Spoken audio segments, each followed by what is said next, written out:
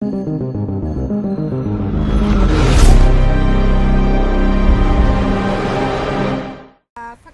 GMJ izay mifandray tanteraka amin'ny iraky ny ministera zay dia mandray anjara feno ao anatin'ny fankalazana ny GMJ ny ministeran'ny tontolo iainana sy ny fandrosoana lova-njafy.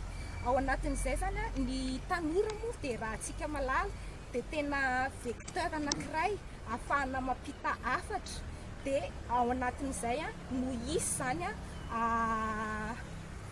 message izay ho ampitain'ny ministera mba hoentin'ireo tanora ireo hoentiny hielipatrana erakin'izay tany rehetrarehetra andehanany rehefa mody any aminy any izy sy amin'ny sehatra rehetra izay andehanany.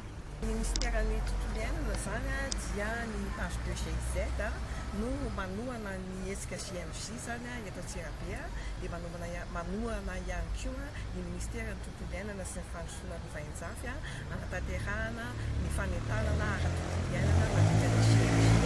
Ny page 2 GIZ zany nanomboka tamin'ny janvier tamin'ity taona ity dia nanantona ny page 2 GIZ aloha zany ny zareo ao amin'ny izany katolika anakataka fanampiana mahakasika ny fampitana hafatra ara-tontolo iainana. Dia nanatanteraka fiofanana tanora eninjato ny page 2 GIZ izay mandrafitra ny hafatra ara-tontolo iainana mampitaina amin'ny vahoaka mandritra ny GMJ zao sy hanetanana ihany koa ireo mpiara-belona aminy rehefa vita ny GMJ.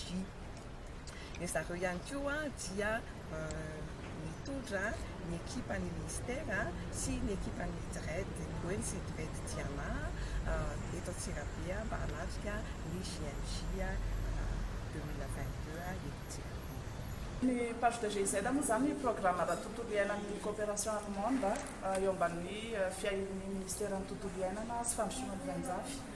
Dia misehatra amin'ny roa mpiarina nany chaîne de valeur ny page 2.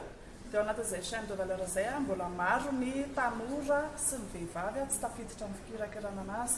Dia anisan'ny hetsika lehibe iray mifanandrify amin'ny tanjon'ny page 2 zany ny fietsehan'ny tanora mpiaro tontolo iainana amin'ny mahakasika an'ity GMJ ity. Dia ny fanojo tao anatin'izay hoe tanjon'ny page izay sy ny tanjon'ny GMJ ihany koa mahakasika ny afatry ny papa mahakasika ny fiarovana ny trano be miombonana. Dia misy fiarah-miasa teraka tao anatin'izay ahafahan'ny page 2 mitondra ny fanofanana voalohany indrindra ho an'ny tanora zato, tanora mpitarika narana ny faritra rehetra na hoe diocèse.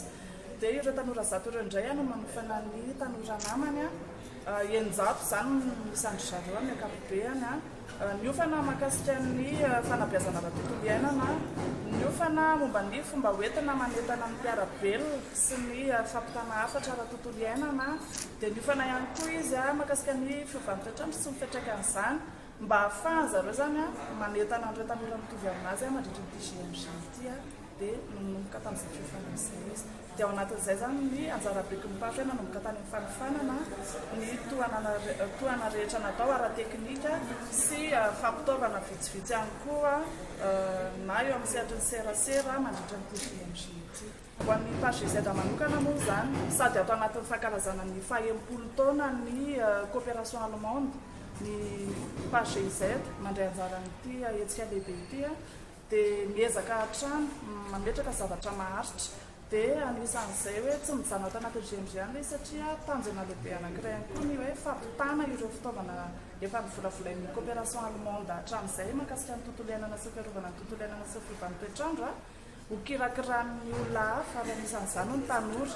Dia mbola maro zany ireo hetsika sy fandaharana sy atrikasa mbola karakaran'ny page GIZ ao aoriana amin'izao izay isaky manao andreo moa zany izay dia miantso tanora hatrany mandritra ny hetsika amin'ity GMJ ity. Dia misy fotoana fikambanana tanora izay izara ihany koa ireo projet vert vitany any amin'ny sehatra misy anazy. Misy ihany koa moa ireo fikambanana izay ara-panahy mitaiza ireo tanora ireo ihany koa ampafantatra momba anazy anatin'izay.